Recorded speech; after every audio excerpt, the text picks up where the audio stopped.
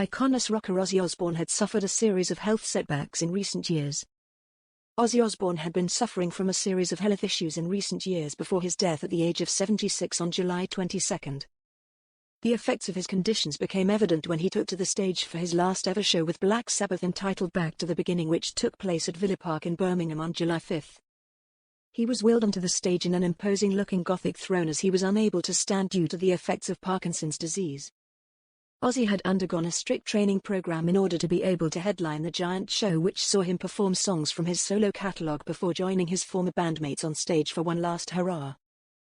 Prior to that epic show, which saw titans of the heavy metal scene come together to play live before the Prince of Darkness took to the stage, he had been forced to take a step back from performing and had last played live during the halftime show of an NFL football game between the Los Angeles Rams and the Buffalo Bills in September 2022.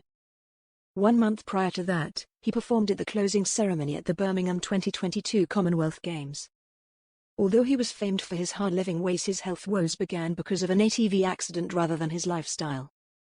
In 2003 he had a quad bike accident at his Buckinghamshire home that left him with a broken neck vertebra, a broken collarbone and 6 broken ribs. He was forced to have extensive back surgery, and had metal rods placed in his spine.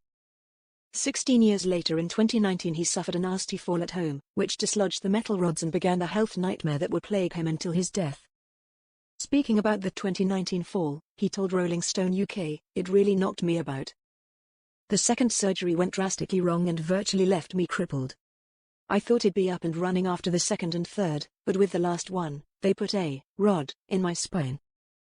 He also revealed doctors found a tumor in his back at the time, so they had to dig all that out too. In the aftermath of the accident he was diagnosed with Parkinson's disease. He kept the news to himself until January 2020 when he revealed it to fans. Discussing his condition on Good Morning America with wife Sharon, the father of 5 admitted the diagnosis was terribly challenging. "I had to have surgery on my neck which screwed all my nerves. I found out that I have a mild form of..." He trailed off, unable to get the words out. "It's Parkin 2, which is a form of Parkinson's," Sharon chimed in. "There are so many different types of Parkinson's. It's not a death sentence by any stretch of the imagination, but it does affect the nerves in your body. It's like you'll have a good day, then a good day, and then a really bad day." The star's condition progressed to the point where it affected his legs, forcing him to sit on stage during recent appearances. "I have made it to 2025. I can't walk, but you know what I was thinking over the holidays?